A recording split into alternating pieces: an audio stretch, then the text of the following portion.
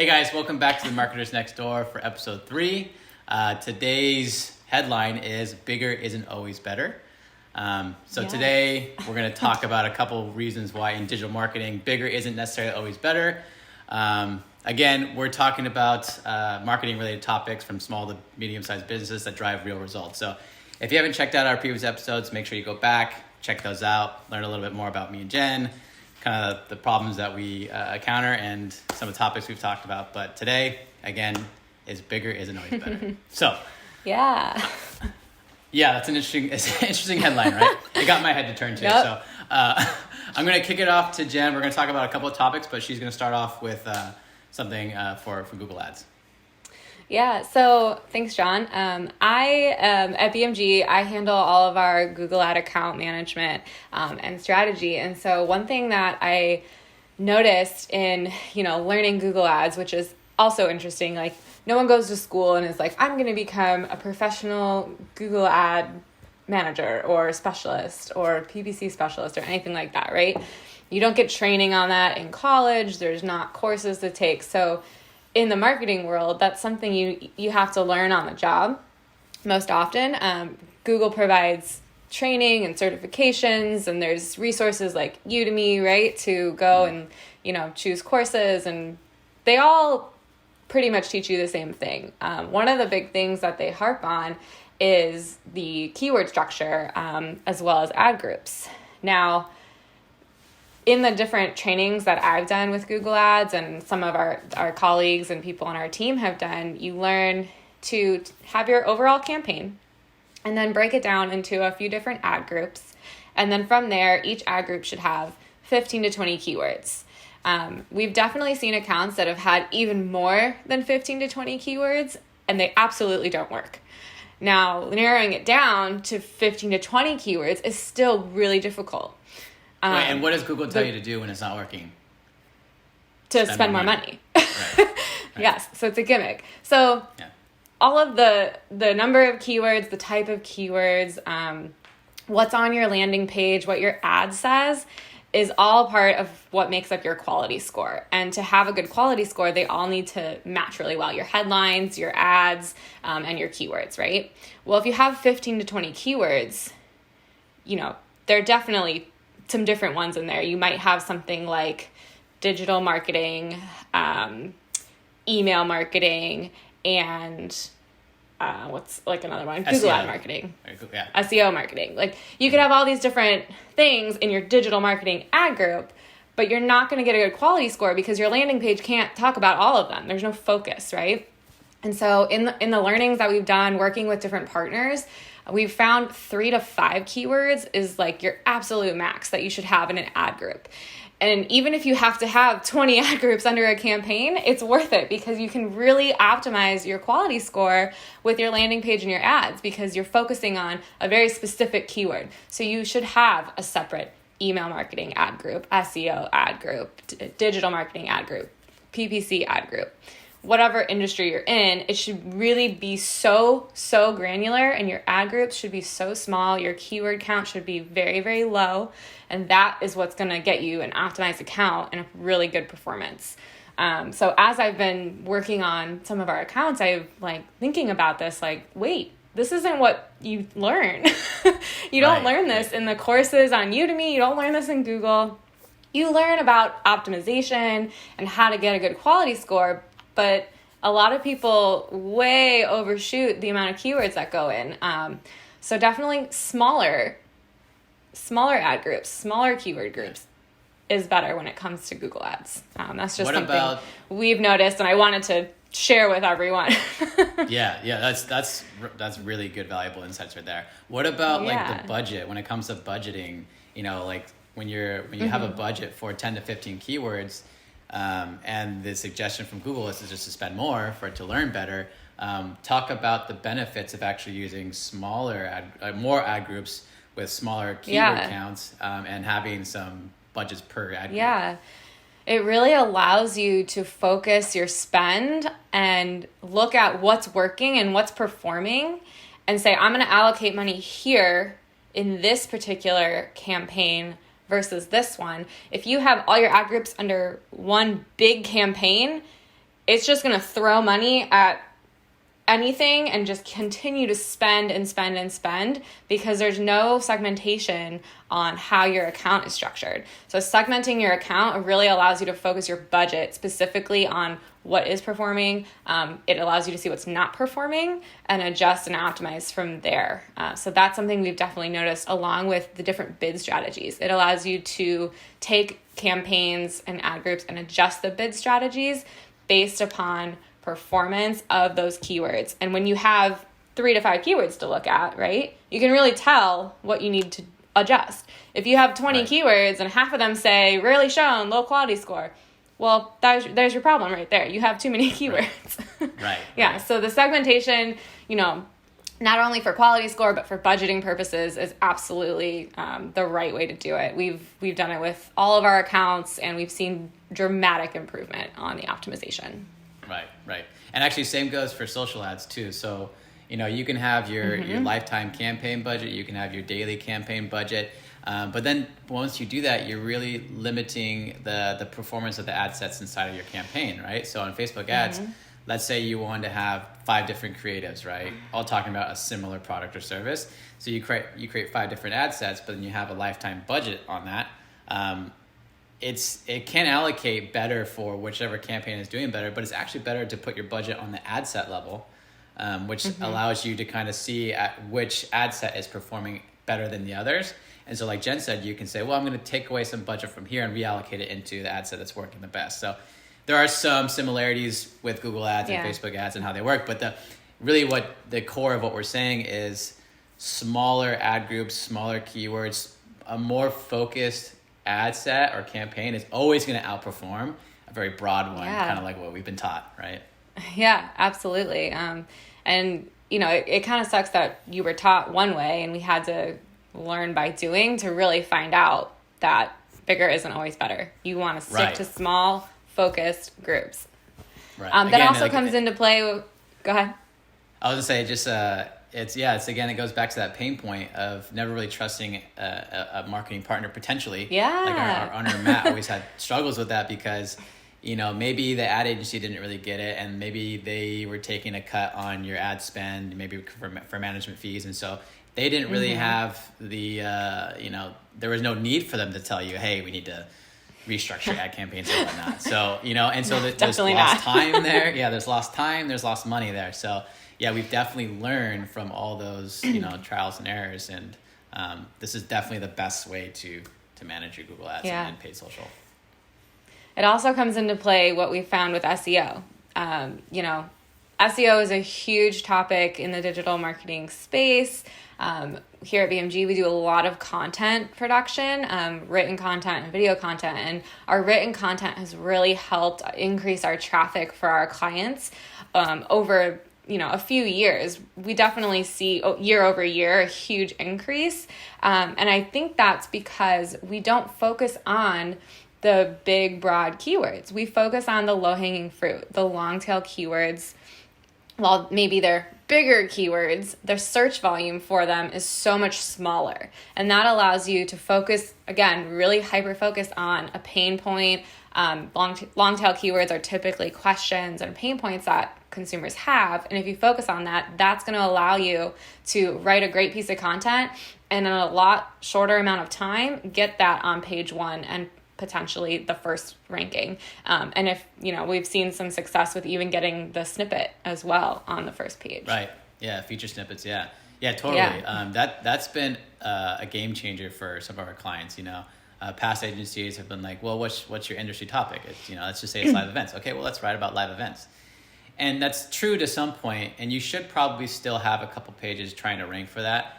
But, there are going to be, if you're late into the game of SEO, there's going to be those legacy businesses that have been targeting those keywords for a very long time.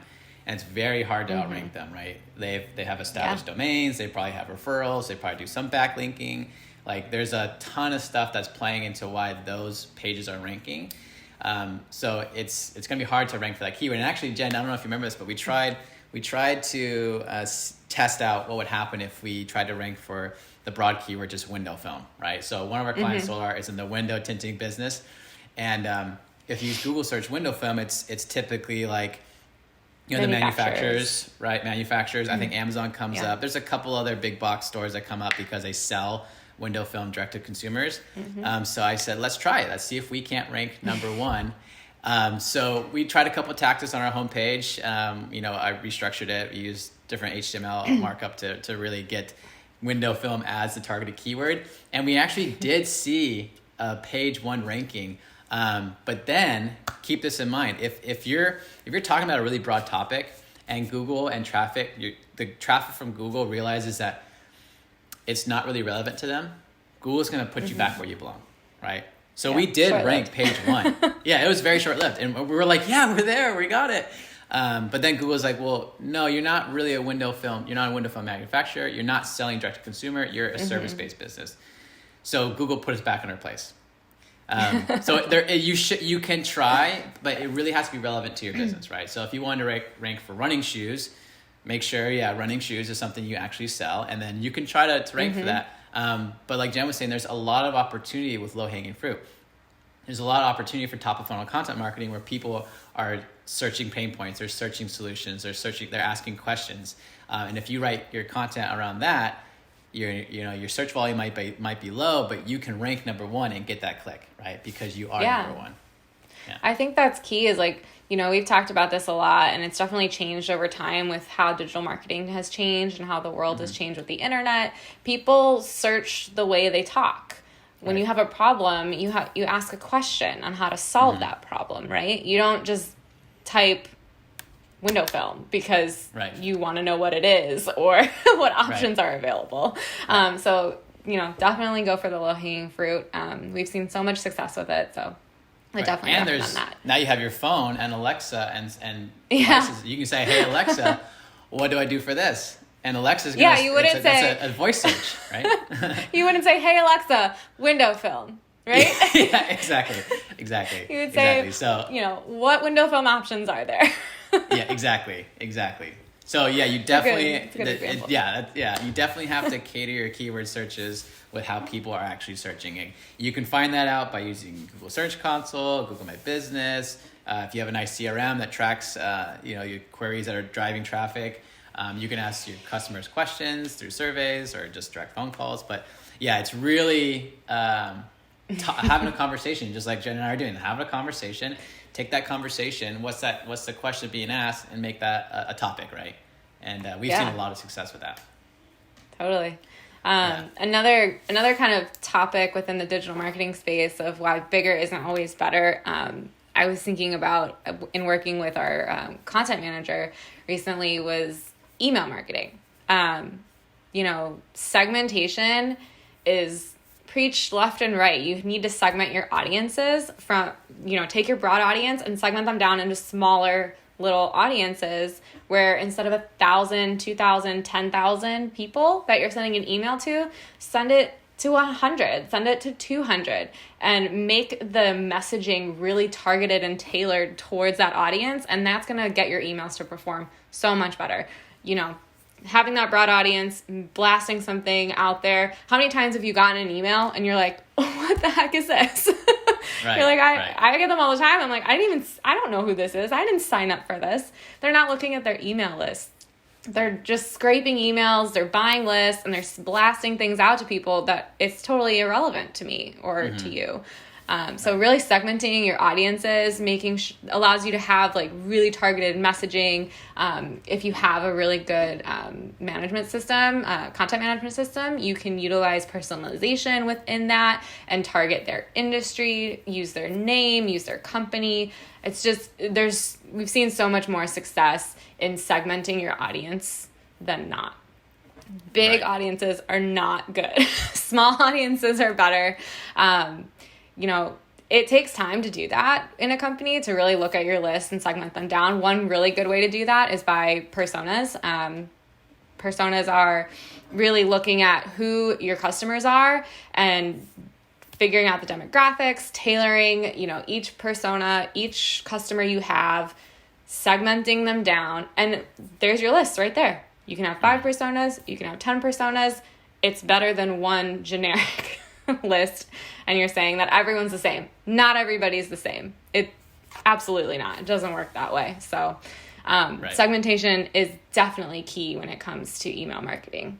And Right. in that, speaking about audiences, one awesome thing that I've learned from John over time is talking about like your smallest viable audience and how focusing on that within your campaigns is really what's going to drive success. So I'm going to hand it over to John to have him talk about smallest viable audience to kind of wrap this up. 'Cause it's really important and it's really interesting. Yeah. So that concept for me, that was introduced to me by Brian Chesky from Airbnb. If you haven't watched his blitzscaling conversation, go Google that and watch it. It will probably change your mind or your life if you're in the digital marketing space or a small business owner.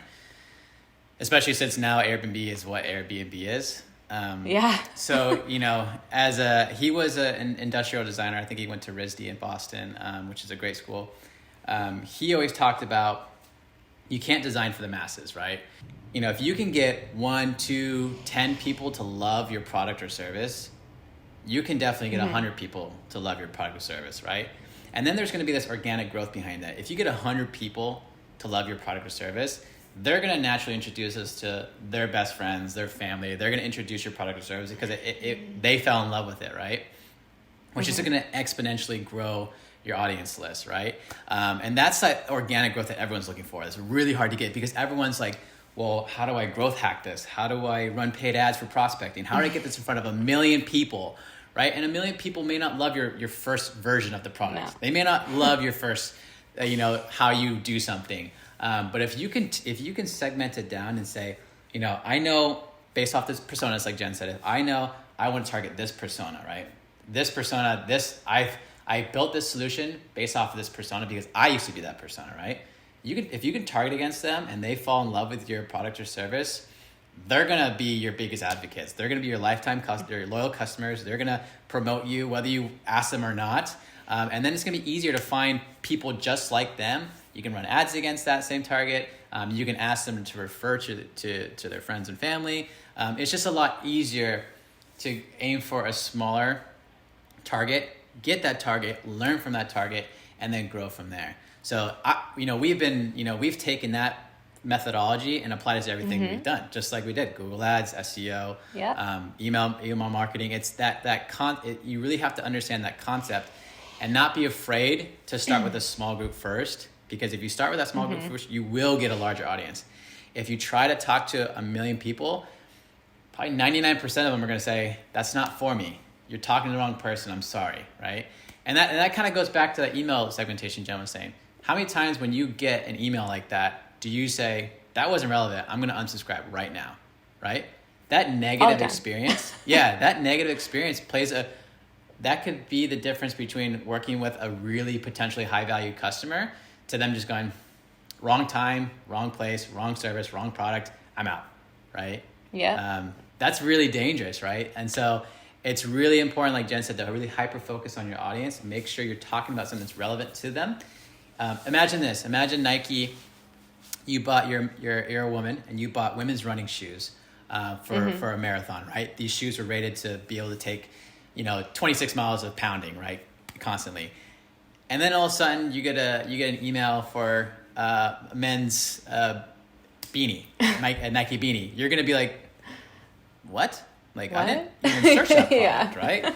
They're just launching their brand new product, and so they thought, hey, we just might as well put it in front of her, right? She bought from us.